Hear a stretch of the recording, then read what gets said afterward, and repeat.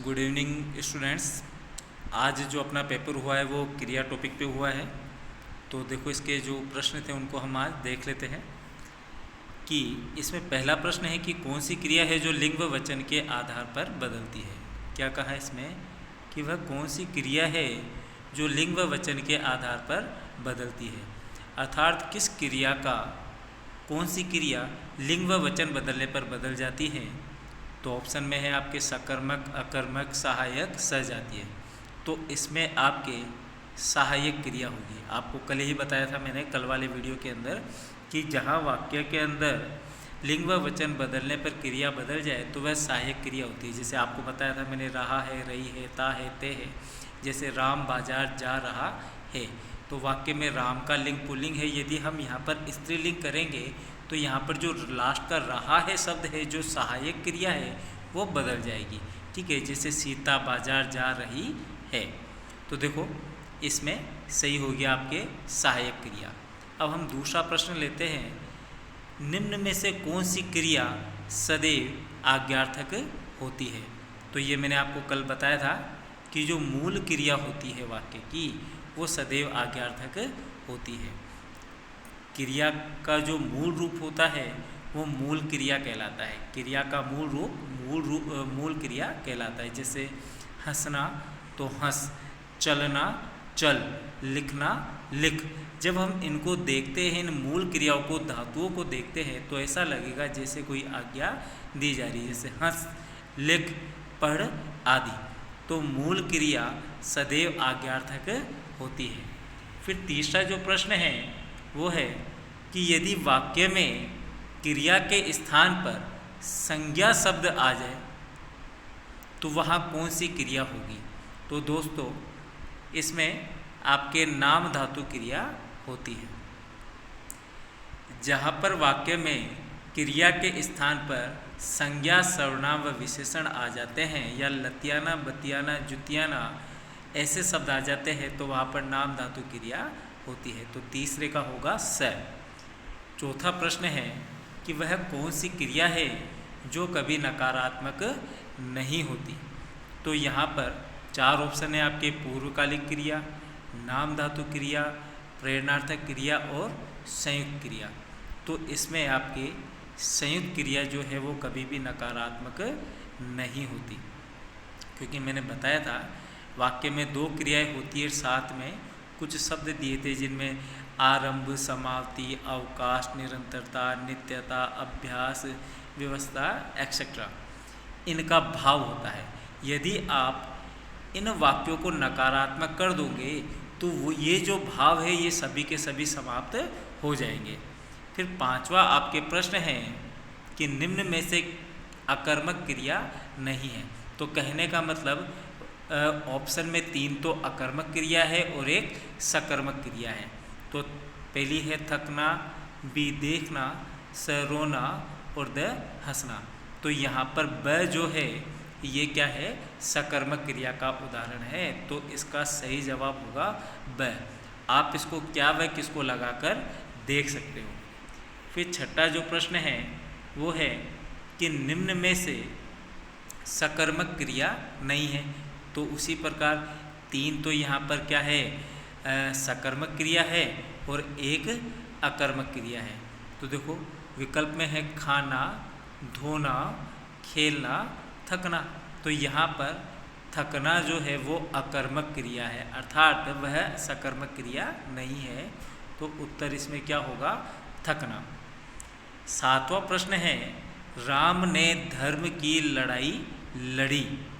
वाक्य में क्रिया है सहायक क्रिया, मूल क्रिया, कृदंत क्रिया, सजातीय क्रिया।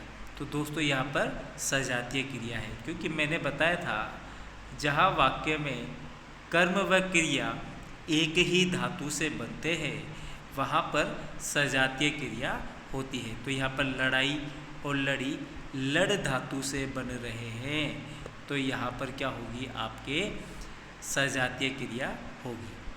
8वां प्रश्न है कि वह कौन सी क्रिया है जिसमें कृत प्रत्यय का प्रयोग होता है।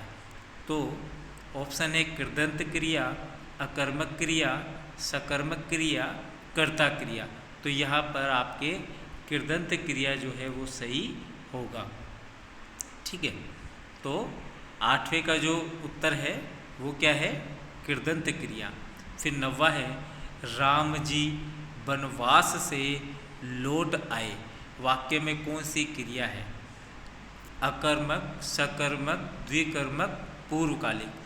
तो दोस्तों यहाँ पर आपके अकर्मक क्रिया होगी। आप यहाँ पर क्या व किसको लगाकर देख सकते हो। अब देखो इसका जो नेक्स्ट है, नेक्स्ट देखते हैं हम। 10वां जो प्रश्न है उसमें प्रश्न किया गया है, जहाँ वाक्य में क्रिया का फल तथा व्यापार कर्म पर न पढ़कर कर्ता पर पड़ता है, वहाँ कौन सी क्रिया होती है? तो किस पर नहीं पड़ रहा दोस्तों? कर्म पर। और जो कर्म पर नहीं पड़ेगा तो वाक्य में कर्म मौजूद नहीं होगा, और जहाँ पर वाक्य में कर्म मौजूद नहीं होगा तो वहाँ पर अकर्मक क्रिया होगी। तो यह जो परिभाषा है ये अकर्मक क्रिया की परिभाषा है। ये आपके राजस्थान में जो एलडीसी का, हाईकोर्ट एलडीसी का भी एग्ज़ाम लगा था इससे पहले वाला, उसमें ये प्रश्न पूछा गया था। फिर 11वां है, द्विकर्मक सकर्मक क्रिया का वाक्य है। राम से चला नहीं जाता, थानेदार ने सिपाही से चोर पकड़वाया, मेरा नाम सुरेश है, माता पुत्र को खाना खिला रही है। तो इसमें आपके मैंने बताया था द्विकर्मक सकर्मक क्रिया को देखने के लिए आपको को देखना रहता है, और को से पहले वाला जो कर्म होगा वो सजीव होगा और बाद वाला जो कर्म होगा वो निर्जीव होगा। तो यहाँ पर पुत्र सजीव है और खाना निर्जीव है, तो यहाँ पर जो द है इसमें द्विकर्मक सकर्मक क्रिया आपके मौजूद है। अब हम चलते हैं नेक्स्ट 12वां, काल के आधार पर क्रिया कितने प्रकार की होती है? तो देखो वाक्य में आपने काल पढ़े हैं, टेंस अपने पढ़े हैं, तो टेंस कितने होते हैं आपके? 3 होते हैं। तो यहाँ पर सही क्या हो जाएगा? 3। फिर आया सकर्मक क्रिया का वाक्य है, तो आपको सकर्मक क्रिया ढूंढनी है। पक्षी उड़ रहे हैं, क्या उड़ रहे हैं, किसको उड़ रहे हैं, उत्तर नहीं मिला, तो ये आपके अकर्मक है। बालक दूध के लिए रो रहा है, बालक दूध के लिए क्या रो रहा है, उत्तर नहीं मिला, अकर्मक है। माली आम तोड़ रहा है, माली क्या तोड़ रहा है? आम। किसको तोड़ रहा है? आम को। तो यहाँ पर उत्तर मिल रहा है, तो सही क्या है? स। तो माली आम तोड़ रहा है, यहाँ पर सकर्मक क्रिया मौजूद है। दर्द के कारण चला नहीं जाता, अकर्मक क्रिया है। फिर 14वां जो प्रश्न है वो है सकर्मक क्रिया का वाक्य है, तो आपको सकर्मक क्रिया ढूंढनी है। सॉरी, सकर्मक क्रिया का वाक्य नहीं है। तो देखो, किसान खेत जोत रहा है, ये भी सकर्मक है। ठीक है, राधिका धीरे धीरे चलना सीख रही है, तो यहाँ पर ये जो वाक्य है ये अकर्मक क्रिया का वाक्य है। तो 14वें का सही उत्तर क्या होगा? राधिका धीरे धीरे चलना सीख रही है। ठीक है, अब देखो, विवान तेज साइकिल चला रहा है, तो विवान क्या चला रहा है? साइकिल सकर्मक है। और द जो है मदन पुस्तक खरीद रहा है, यहाँ पर द क्या है? ये भी सकर्मक है। यहाँ पर आपके ये राधिका धीरे धीरे चलना सीख रही है, ये भी क्या है? आपके अकर्मक सॉरी सकर्मक ही है। तो यहाँ पर कोई सही उत्तर नहीं है। तो 14वां जो है वो प्रश्न ही थोड़ा गलत हो गया है आपका, तो थोड़ा देख लेना इसको। ठीक है, यहाँ पर यदि प्रश्न होता, यहाँ पर वाक्य होता राधिका धीरे धीरे चल रही है, तो ये सकर्मक क्रिया का वाक्य हो जाता। लेकिन सीखना, क्या सीख रही है? चलना किसको सीख रही है? चलने को। तो दोनों का उत्तर आ गया, इसलिए यहाँ पर ये क्या है? सकर्मक क्रिया का वाक्य है। तो ये जो प्रश्न है 14वां प्रश्न, ये आपके गलत हो गया है।